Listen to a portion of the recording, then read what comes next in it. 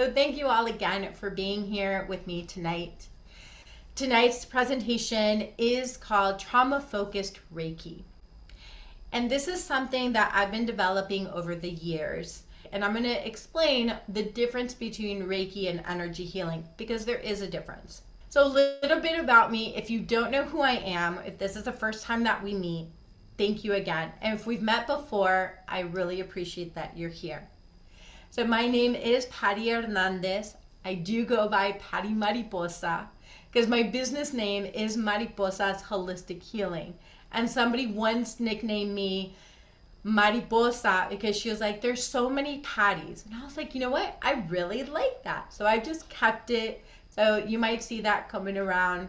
And Mariposa, for those of you who don't speak Spanish, means butterflies.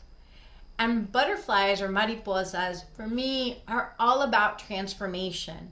And I love the symbology of a butterfly because it starts with an insect or one form of being. And then it goes into the chrysalis, right? It goes along its journey, it's living its life, eating leaves, hoping it doesn't get eaten by birds or other animals. And then if it's able to make it through, it crawls up somewhere and then it creates this little hole or this again, a chrysalis, something that it surrounds itself in. And then it just kind of dissolves into itself. And it sounds really painful, to us, this idea that it's dissolving. And then from there, it slowly starts to emerge, and then it pushes itself out little bit by little bit until it starts to fly out. And we can really sympathize with that because all of us go through similar transformations where we can think about how we were like before a traumatic or difficult situation and how we are afterwards. And it is definitely a metamorphosis. So my purpose is to guide heart-centered professionals and individuals back to their inner peace and their power and purpose as they reclaim their intuition, as they regulate their nervous systems and lead from an aligned, soul-rooted purpose. And I do this in a variety of ways. I'm a licensed clinical social worker, so that's been my background for over 20 years. I'm also a trauma-informed Usui Reiki master, teacher, and also a journey dance facilitator, in which really I incorporate a lot of movement and music and mindfulness into some of the works that I do. When I do journey dance, though, a lot of times it's more in retreats where we have a few days to really get connected with our bodies, with our spirit, with our minds, and our emotions. So what you're going to walk away from today in this presentation is how trauma and stress shape your nervous system. For all of you who are here, who are already therapists or coaches, or maybe this is something that you've already been through, you've had these certifications, one of the things that I've learned is repetition. Because sometimes we may know about trauma, but we forget about the essence of trauma. We're going to talk about what is trauma-informed Reiki, and of course, how to ethically integrate Reiki into professional settings. Tools to protect your energy and avoid burnout. And I'll talk a little bit about, at the end, an overview of my upcoming certification programs. So whether you're coming into Reiki as a beginner, somebody who has no idea what Reiki is or how to work with energy, or maybe you've already taken some Reiki classes and either want a refresher or want to upgrade your skills. Wherever you are in your journey, again, I thank you for being here. This is my favorite quote by Dr. Gabor Mate. If you know of him, he's amazing. I love how he speaks. He's very direct. And what he says is that trauma is not what happens to you. And so many people think it's about the event, the situation. But in truth it's what happens inside of you, in your nervous system, that's a result of it. So a little definition, excuse me, I have something in my throat, is that trauma can result from an event. So it could be acute, or it could be a series of events. It could be chronic, or a set of circumstances that is experienced by a person as physically or emotionally harmful or life-threatening. And even though I'm saying a person, in this situation, we can also attribute it to beings. So what I would say, like a plant can experience trauma, an animal can experience trauma, and we sometimes see that, for example, a dog who may have been mistreated for many years, and a person goes up to him, might get really shaky or start barking, right? They have that trauma response because it affects the nervous system. They may not know what they're doing, just like people may not know what they're doing, their actions, because they're really operating from that nervous system. And stress is the physiological response that can result from the trauma. This is the protective reaction instilled in us, called the 4 F's, which are fight, flight, freeze, or fawn. And we can go through any of these at any given time whenever our nervous system feels threatened. And remember that we could feel threatened by a thought, by an image, by a smell, by so many different things, and also by an actual experience that's happening in real time. The nervous system does not often know the difference between if it's happening in live or if it's happening in your head. So here are some examples of types of trauma. And I love this little image because it really just encompasses all different types of trauma. So we might be aware of acute trauma. It's those one-time events that may happen, like a car accident or a burglary or the death of a loved one. That is an acute trauma. Or we have chronic trauma, long exposure, such as something that's repeated over years, domestic violence, or even as therapists and people who work in crisis situations, we can have what's called vicarious trauma. So even though we didn't experience it ourselves, we received it from secondhand because maybe our clients went into such deep detail, or we hear it over and over and over, and we just feel it in our nervous system. We can also have complex trauma, which is prolonged trauma, meaning it may have started in childhood. So we might know of children that experienced, even beginning in utero, experienced physical trauma. Let's say if the mother was experiencing domestic violence while pregnant, the baby was feeling the vibration of that. Emotional trauma, psychological trauma, right? All of those are really impactful to the nervous system. And then our bodies grow with that kind of trauma. And that's why sometimes we might hear something and it takes us back to our childhood, to a part of us that experienced that trauma. Because again, the nervous system doesn't know time, it just knows feeling. And and generational trauma. This is race, culture, gender, things like that go back eons, right? Lineages. So let's say if, as an African American, right, you weren't exposed now to slavery, but yet your great grandparents or some kind of discrimination, well, that's in your nervous system and it can be inherited. And like I mentioned, vicarious trauma. So here are some signs of trauma. And go ahead and just put in the chat if some of this really connects with you. If you're like, oh wow, yes, I do struggle with frequent headaches, or even tight muscles, or skin irritations. That should have been fatigue, but I don't know where the cue came in. Or constantly feeling like you're out of breath, right? Those are the physical symptoms. And the physical symptoms are usually when people start to go get help, because they're in so much physical pain that they can't ignore it anymore.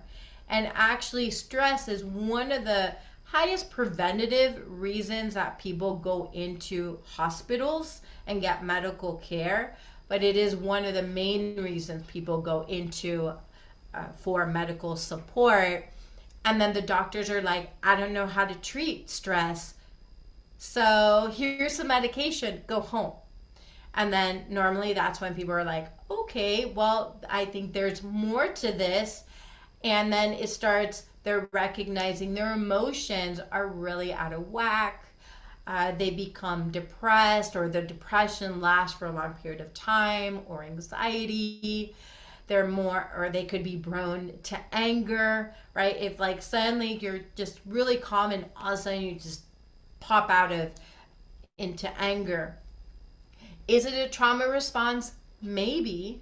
Or it could be something else that's going on that maybe you're on a short fuse. But these are things to start like looking into. Then there's also the behavior. When we don't want to feel our emotions, or we want to stop the over excessive thinking or hasty decisions, or even the nightmares, we might start going into the behaviors, such as we lose our appetite, or maybe we gain more appetite, or we lose our sex drive, or maybe our sex drive is out of control, or we think it's out of control.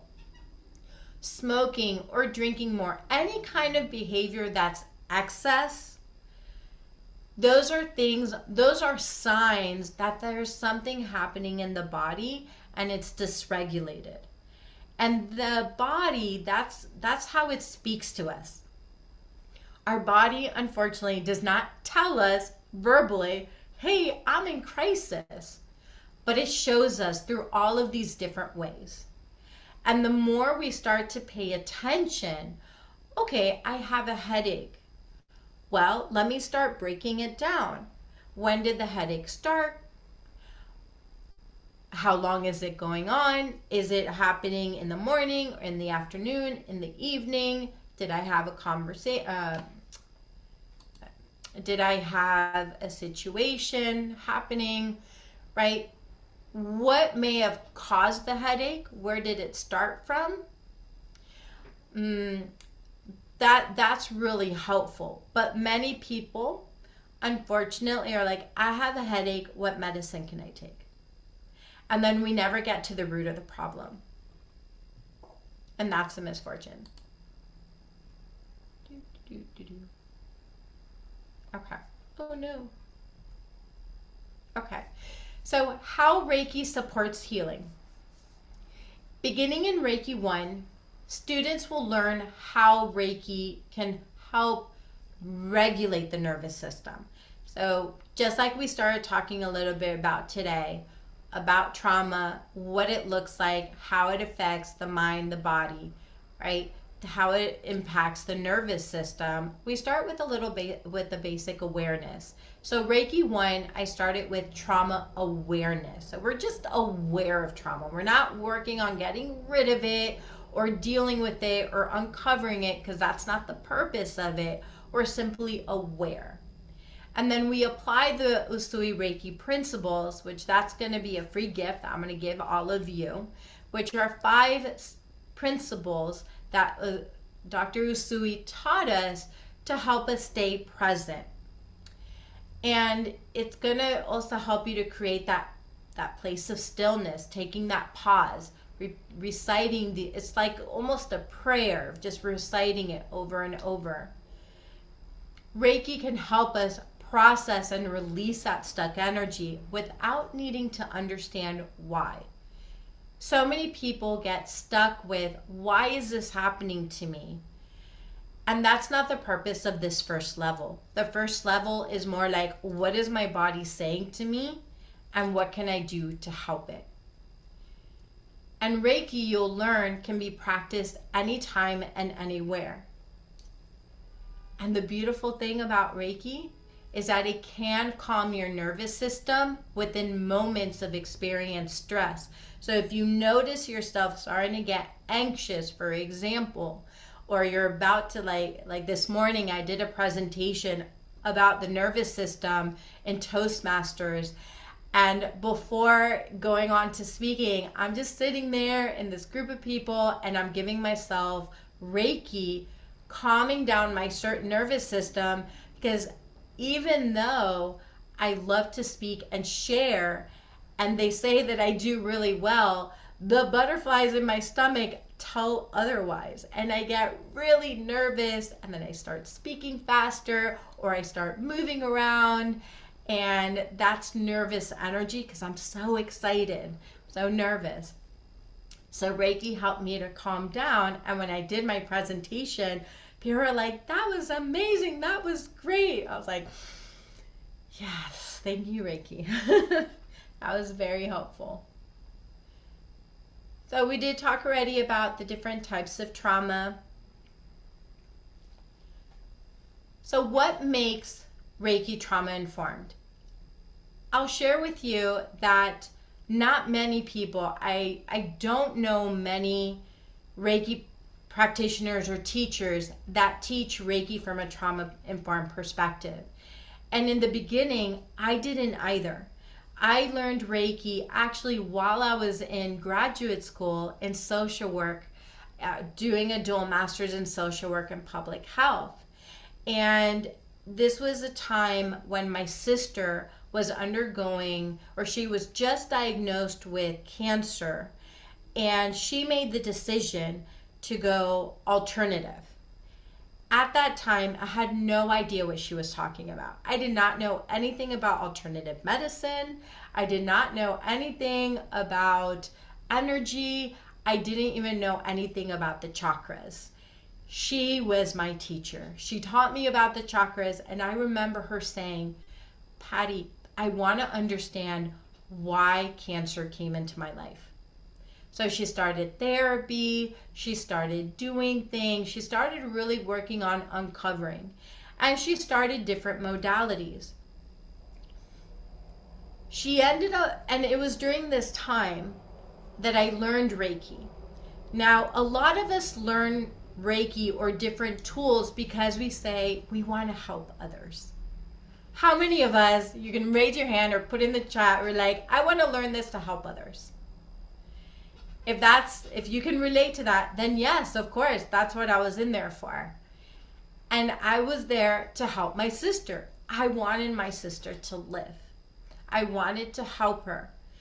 And I learned Reiki, and I didn't understand the spiritual connection of Reiki. I was just like, oh, it's this technique. I feel the energy coming out of my hands. It feels really weird. Okay, I guess it works. But I didn't understand, again, the bigger picture of it. And throughout her journey, I would give her Reiki. And even though she did end up passing away about 1.5 years after her diagnosis, I was able to process her death in a much calmer way than before I learned Reiki, because I was starting to receive intuition from my spiritual guides, which beforehand, before Reiki, that was not something that we talked about. I couldn't even mention anything about spiritual guides. I had no idea what that meant. Or angels. Like, yeah, I was raised in a Catholic religion, and we talked about angels, but I felt very disconnected from them. I was like, angels are here, I'm down here, I'm a little nothing compared to angels. But Reiki teaches that we're all connected. But coming back to what makes Reiki trauma informed is that I follow the SAMHSA's principles about trauma informed care. We begin with safety, making sure that I'm safe, that I'm regulated, that I'm okay, and that the person I'm working with is going to be okay. And that is through questions, their comfort level. And it's important to have that trust and transparency, that conversation of letting them know. If at any time you feel uncomfortable, let me know. If you're starting to experience any pain, let me know. If you're starting to see things that look or sound very uncomfortable or odd, let me know. It is safe. It is okay. We also have, like, for example, I started a WhatsApp group for Reiki practitioners to offer that peer support. So if somebody is offering Reiki or using Reiki upon themselves and something is coming up, they know in this WhatsApp group, it's a safe place to ask anything. We're here to support, and we're here to offer suggestions or ideas or intuition. It's also about empowerment, reminding people that they have the healing capabilities within themselves. We are here as channels. We are here to support and hold space while their healing process is happening. And it's the collaboration. We're in this together. And with Reiki practitioners, once you become a Reiki practitioner, you are now connected to a range of other Reiki practitioners because we are now part of the same lineage. And it's also a cultural awareness. So it's important to understand that people are going to be coming from different areas with different beliefs. And like I tell my Reiki students, whenever you start to share Reiki, you don't always have to use the word Reiki, but definitely match the language of the person. So for example, if somebody says to me, Paty, can you pray for me? Of course. Now, I personally don't pray in the way that they may, but my prayer is through Reiki.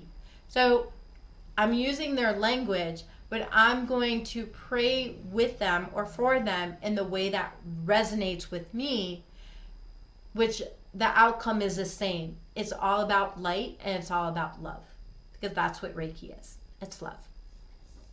And then the 4 R's of trauma-informed care is that we realize what's the situation, we realize our scope of practice, and we recognize what we can do to help this person, whether that's actually giving them service, or does that mean I'm going to refer out? And I refer out sometimes because it depends on the level of care that person may need. For example, as a therapist, I may integrate Reiki into my practices with informed consent. But it might be we're doing a session, if I notice that they're starting to get dysregulated because we're talking about something really sensitive, I may say, hey, let's pause. May I send Reiki to you? Yes. Okay, let's calm them down. Now, Reiki is one of the tools that I use for grounding, but there's others like breath work, there's movement, there's dance, there's tapping, there's the butterfly hug, right? These are a bunch of tools to help our clients or whoever we're working with in that moment. And we're responding to how they're reacting. But most importantly, and this is why I created this trauma-focused perspective, is that we resist re-traumatization. I've received many Reiki clients who've told me how traumatized they are from other Reiki practitioners, or unfortunately even other therapists. And so I listen, I'm present, I say, okay, let's unravel that.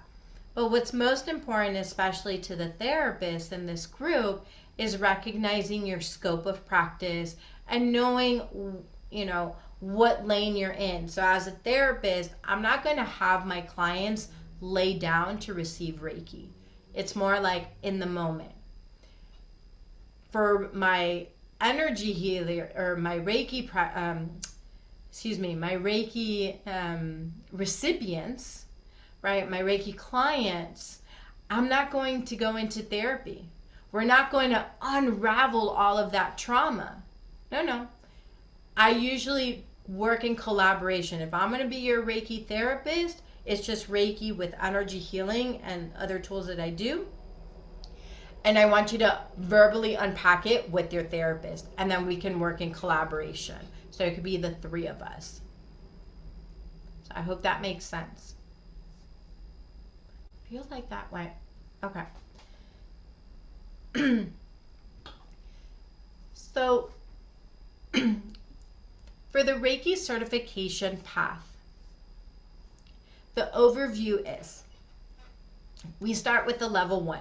So level 1 is kind of like 101. What is Reiki? But I always actually start with what is energy? Because if we don't understand what energy is, you're not going to understand Reiki. And the cool thing is, because I'm an LCSW and I'm with the NASW, I can offer CEUs for level 1 and for level 2, and I'm working on being able to do it for level 3. So level 1, we really focus on, or I focus on as a teacher, on self-healing. Because what happens is, if you don't work on yourself, and all therapists and coaches hear it, but many do not practice it.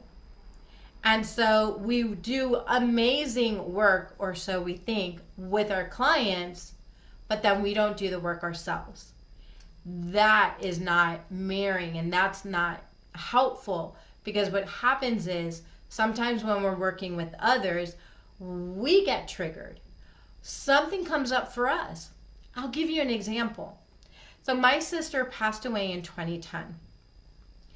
And I moved back to Miami. So I was living abroad, or I was living, in New Mexico. And then from New Mexico, I went to Nicaragua for like 6 months. And then I went back to New Mexico. And then I came back to Miami, which is where I was born and raised, because my mother in 2014 was diagnosed with cancer. And no, was it 2014? No, I'm sorry. My mother in 2011 was diagnosed with cancer. She passed away in 2014.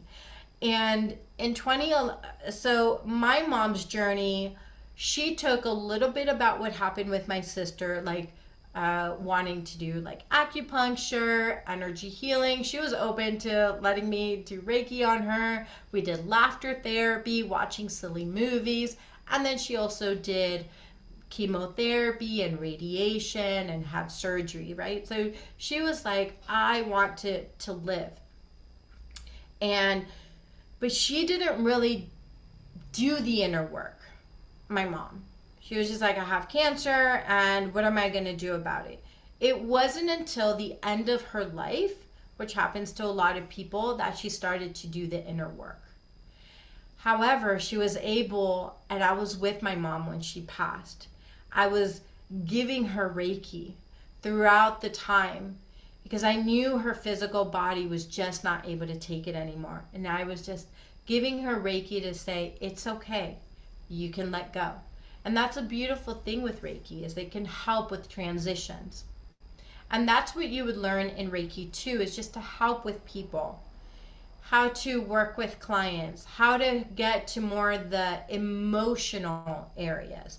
Again, not getting into the verbal part of trauma, but we're getting into the nervous system, into the subconscious, right? And so that's going to be able to take your healing work into a much deeper level. And that's also a full day where you get 6 CEUs. And all my classes are both in person here in Miami, when I offer them here in Miami, or they can be, and they can be virtual. So a lot of times I do my classes hybrid.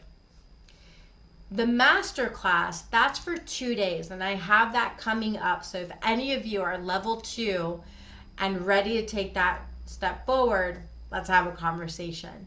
But in level 3, which is the master, that's more trauma informed, where we go much deeper into what is trauma informed. We talk about it. We review level 1, level 2, the symbols of doing the deeper work. We learn advanced symbols that are much more intuitive and psychic. We practice something called psychic surgery, which is removing that blocked energy and pulling it out. Some of us probably do these things without awareness of what we're doing. Because you have this gift within you. That's what happened to me in 2010 when I was exposed to Reiki. I had no idea I was capable of what I'm capable of. Now, some people, like, I might reach out to someone and they're like, wow, I was just thinking about you. I was like, well, I felt the need to call you. And so I move much more with my intuition, and I trust it, because very rarely is it wrong. I'm only wrong when I don't listen to it. And many of you can probably relate to that. Like, oh, I should have listened to that gut instinct, or I should have done it when I first had that thought. And then when you didn't, boom, something happened. You're like, right? And then in the level 3, you would also have 3 months of follow-up virtual support calls as we keep going in deeper. And then level 4 is the teacher. Some Reiki teachers teach it in the level 3. I don't, because one, I think that's too much. I know I was taught level 3 and became a teacher in 2 days. That's a lot of responsibility. And again, as a social worker practicing with ethics, I don't do that.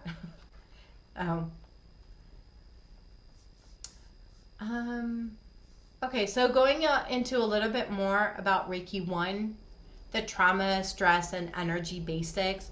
That's the first part of what we're talking about, is what is the nervous system? Now, we don't go deep into it because the Reiki class in level 1 isn't about understanding trauma.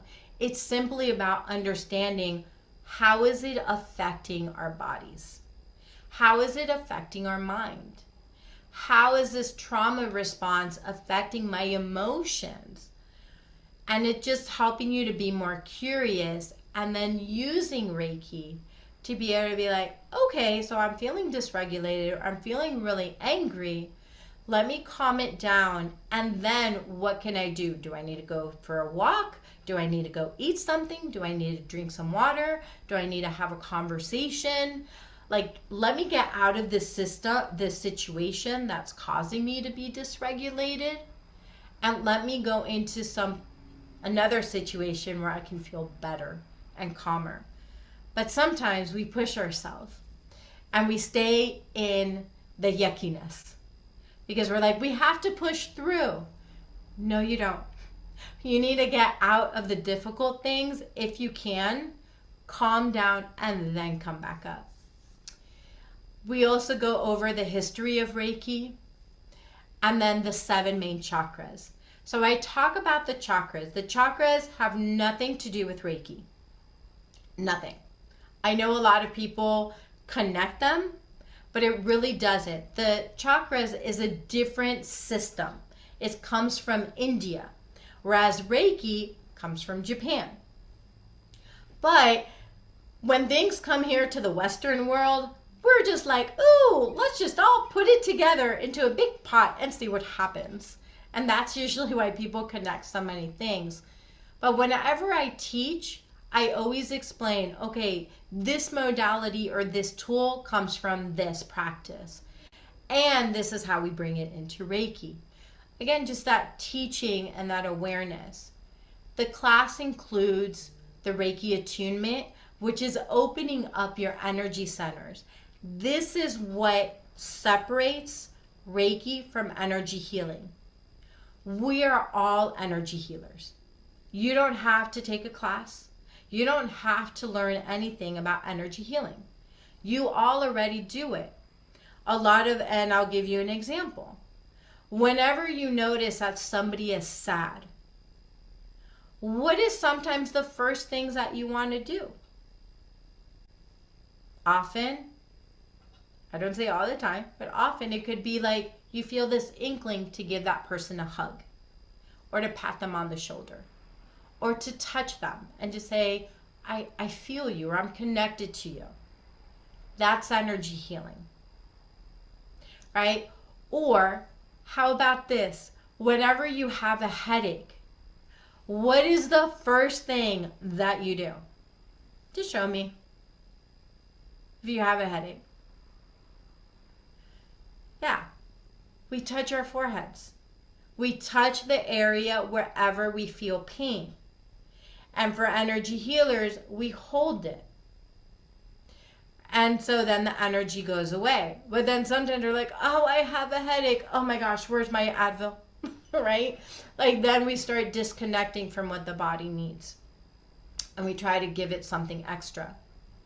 And then you'll also receive a Chakra 101 handout, which kind of breaks down what each of the chakras does, what are tools and techniques that you can use to balance that chakra. And what chakras are, just simply, it's energy that's moving in the body. And I focus on the 7 main chakras, although there's many others. So with Reiki, the attunement is the passing of the energy or the knowledge from teacher to student by opening up the student's energy centers and infiltrating it with the knowledge. It is a sacred practice, and it is one of the most beautiful things. And it can be experienced, again, both in person and virtually. In Reiki 2, I call that trauma sensitive, because we're working with others. So we're much more sensitive to the energy, the way we communicate with people, the questions or the suggestions that we offer, the language, the environment. Like, for example, somebody who's been or has extensive trauma experience, they need safety. So if they go into your office or you're working virtually, and every time they go in, something is different, that's going to offset them.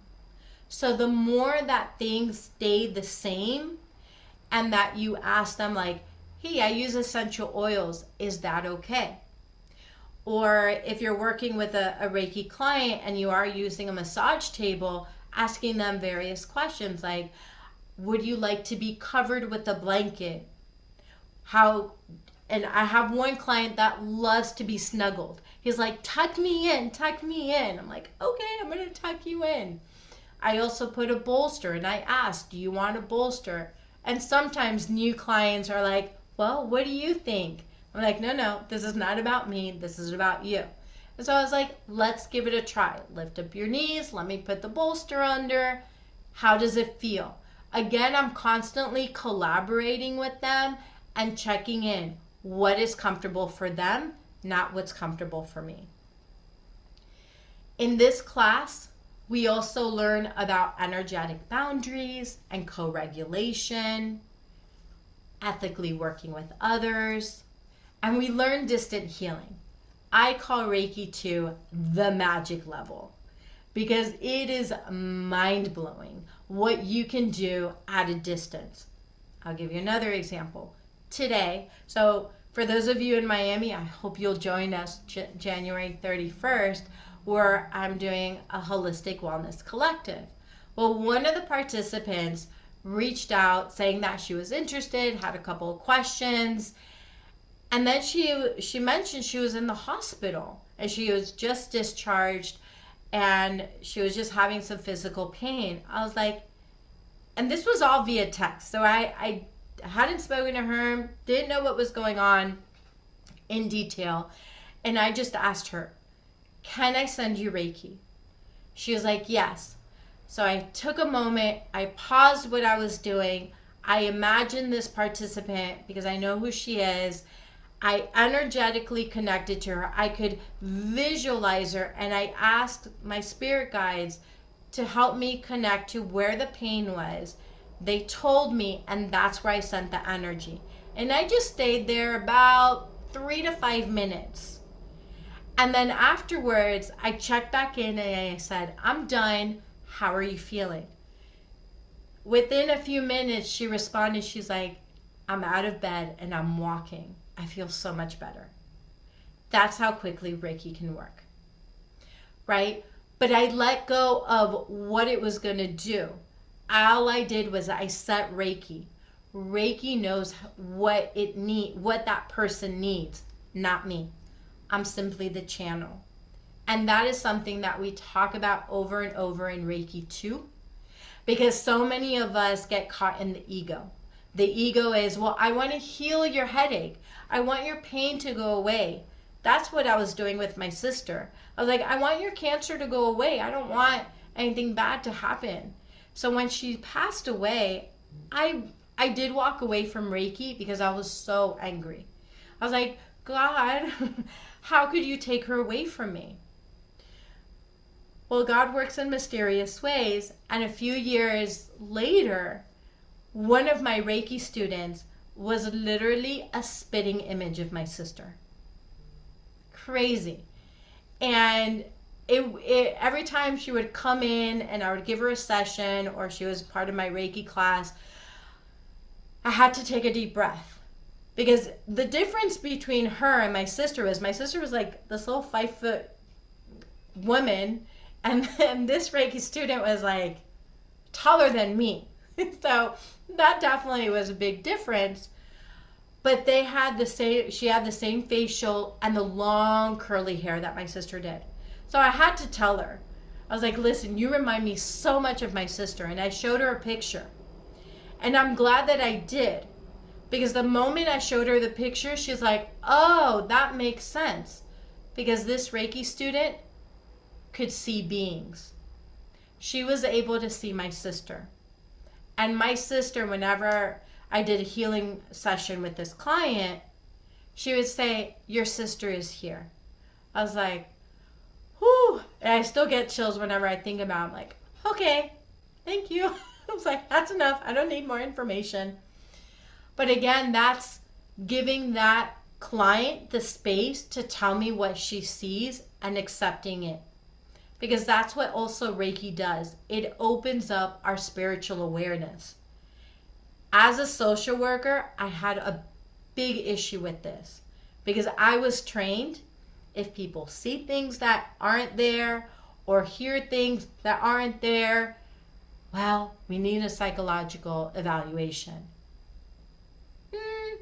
Or we need to ask more questions about what are they seeing? How are they relating? What is that being doing? Is the being saying something? Are they giving them a message? What's happening? And that is, again, a collaboration. So if any of this is like, whoa, that's a little much, Patty, I get it. I had the same reaction. It took me a long time to understand it. And it honestly wasn't until my first past life experience with another client that I really understood this isn't the only lifetime we've lived. So again, if you're here because you want to be in the beyond than what's physically in front of us, then welcome. It is quite a journey. So in Reiki Master, like I said, it's a 2-day class. We go into more symbols, advanced trauma integration tools. I get to help you design your signature healing practice if that's what you want, or how to integrate it into what you're already doing. More advanced healing tools, how to use a Reiki box, kind of similar to a prayer box where you get to add Reiki or prayers or Reiki every single day. So like, for example, with the Reiki box, let's say somebody's like, pray for me, or something is happening in the world, I would write down the name or the situation or the country, and I put it in the Reiki box and I bless it. And so every day I'm giving Reiki to whatever's in the box. And whenever it gets full, because, hey, a lot of prayers come, I burn it during the full moon. And I set the intention, may all go into light. We also go into different meditation practices, something so that you can continue. What's important is remembering, and this is what, when we're working with trauma, it's important to remember your scope of practice. Know your path. Remember that you are helping a person whenever you refer out. Practice being that space holder, not a therapist, even if you are one. When you're a Reiki practitioner, that is your hat. When you're a therapist, that is your hat. Be mindful of the tools that you're bringing in and if they're helpful or if they're not helpful. No diagnosing or processing the trauma stories.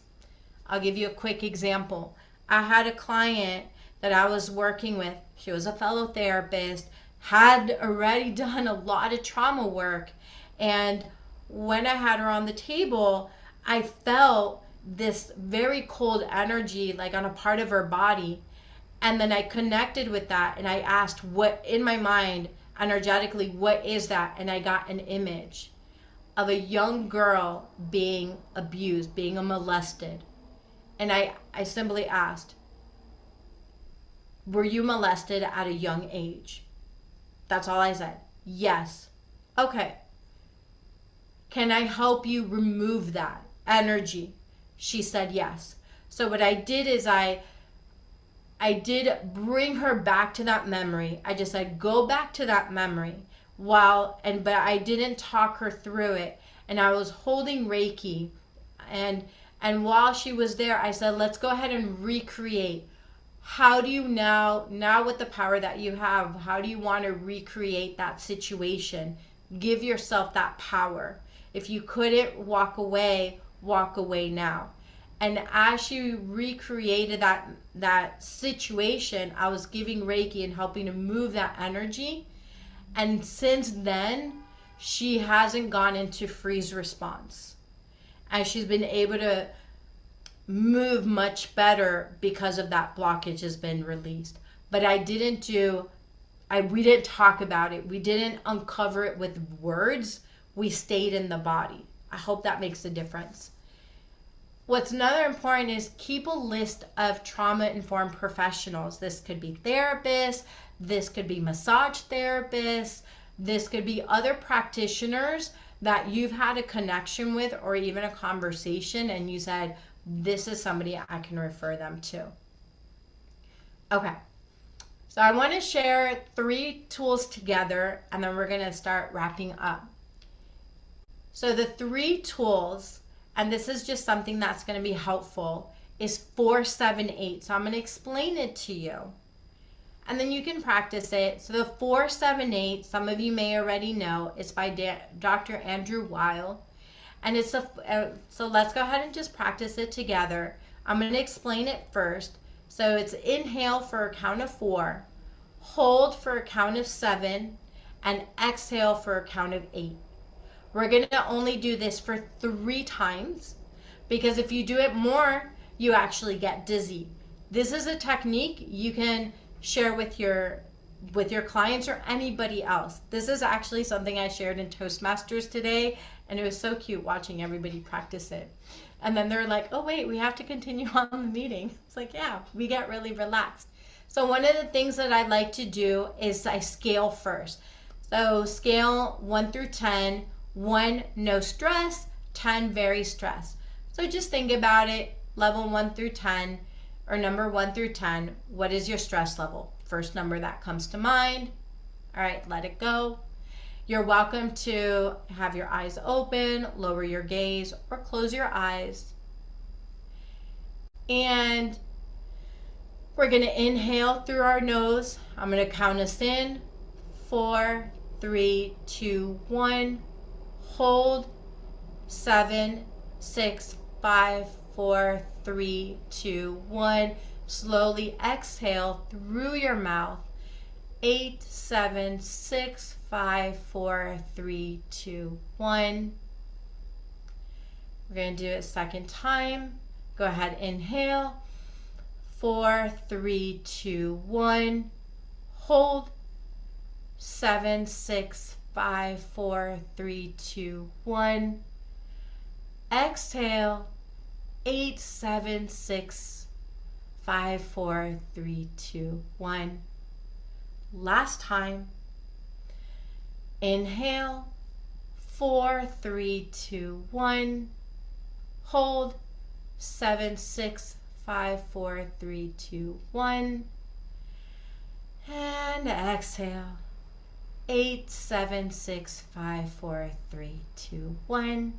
And then I'd like to give a little bit of shake. Shake your body. Woo! And then you can slowly open your eyes or raise your eyes or simply just come back to center. And then we go back to the scale. 1 through 10. 1, no stress. 10, super stressed. What's the number? Did you notice a difference? If you notice you're like, I was a 7 and now I'm a 3. Oh my goodness, right? It works. Another one is healing sounds. So humming. How many of you catch yourself just humming a tune or singing or even chanting? All of that is helpful. In actually Reiki 2 and 3, I teach how to chant the symbols out loud, which is calming for the client and calming for yourself, because chanting or humming, what it does is it opens up, it vibrates your throat chakra. So and then guess what? We're like 75% water. And so then that water starts to vibrate and starts to move that energy that's blocked. And then the last one is movement. Movement is getting unstuck. So that could be going for a walk, doing some jumping jacks, putting on a song that you really like, dancing, whatever that takes. Movement gets you self-regulated. So these are some tools that I hope that you take tonight and keep practicing or sharing them with others. So I'll be sharing these slides with you once I clean it up because I noticed some errors. So these are, and I'm going to share with you also a handout that talks about the language that heals. These are some invitational cues. This is trauma-informed practice. You can use this in anything that you do. It doesn't just have to be Reiki. You can ask, if it feels okay, let's do this. Or you're welcome to have your shoes off, or you're welcome to keep your eyes open. Or you might explore looking at this perspective. My favorite is, I invite you to. Keep your eyes open, close your eyes, or lower your gaze. You may experience movement, colors, all kinds of things. What you want to avoid is commanding people. Just relax. I know for me, if somebody tells me that, I get upset because I'm like, don't tell me what to do. Or let go of your trauma. Sounds simple, yet it's not, as many of us know. Or you should feel this, or you shouldn't feel that. Or you will experience this.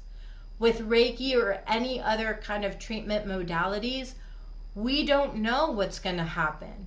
You may experience this, or you may not. And that's okay.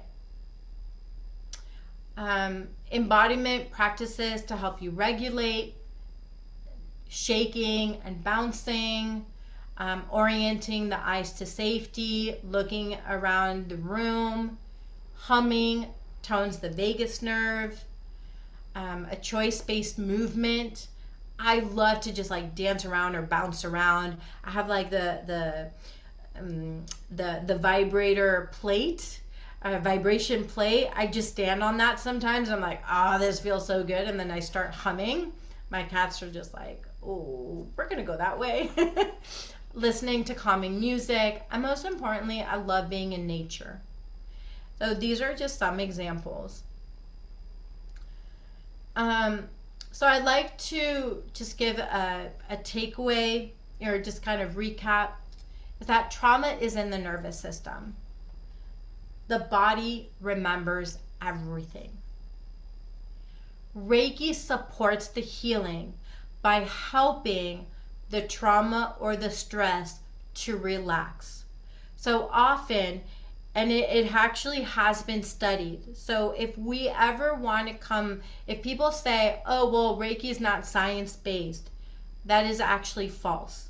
If you go to pubmed.gov, which is a scientifically peer-reviewed studies, you're going to find, and you just type in Reiki or Reiki for stress release, you're going to find thousands of peer-reviewed articles that say, yes, people have experienced a lot of relief from Reiki. We see Reiki now in hospitals, in community centers, in many locations. I actually would volunteer at the Trauma Resolution Center and teach their practitioners Reiki so they can share it with their clients, or do Reiki circles, which that's what we will do January 31st. And remember that you serve with your intuition. Reiki helps to open up your intuition or reconnect to your intuition, but you have to trust it. If you don't trust your intuition, that little voice or that inner knowing, then you're going to have a really difficult time, because Reiki is a very, very subtle energy, just like intuition. And most importantly, remember that you are worthy of your own healing. So I just want to share, these are my upcoming Reiki classes. If after what I've shared with you, you're like, oh yes, I am ready, I want to learn. For those of you who've already learned Reiki 2 and are ready for Reiki 3, it's coming up. Actually, the last day to register is the 16th. So reach out to me and we'll have a conversation. It's going to be both in person and virtual. For the Reiki 1 class, it's going to be February 21st. I'm actually doing 2 classes. February 21st, which will be in Miami, like in Kendall area. And it's also going to be virtual. So again, we do it hybrid. And that's from 12 p.m. to 6:30 p.m. And then on February 28th, it's going to either be in Broward or Palm Beach. I'm waiting for the universe to give me a location, because I rarely teach in Broward. I've taught there once because somebody offered the opportunity and the location. I've had some people saying that they want to learn. I'm like, okay, universe, let it be easy for a location to manifest itself. So that's why I'm like, I don't know yet, but I know it will be there. And I have until February 28th to figure it out. Then the Reiki 2 class, if you've already learned Reiki 1, or if you want a refresher, you can take that. Or if you're ready for Reiki 2, that's going to be a month after the Reiki 1 class, because I'd like to give it time. That time that you've had to practice. That's going to be March 21st. Again, same location in Miami and Kendall, and virtual. And then the March 22nd, just again to make it easy, it's going to be in Broward or again in Palm Beach, wherever the location is. But I'm only doing it in person for that date. So my offer today, if you're interested, is the class Reiki 1 is normally $250. If you choose to join, that I'll give you $50 off. Payment plans, definitely we work through. And the CEUs are included for those of you who are therapists. Reiki 2 is also $250. And then the Reiki 3, because it's much more intensive, is a total of $597. Again, we can all break it down. And then $50 off any one of those classes. Oh, and so additional bonuses, and I'll send this all to you guys.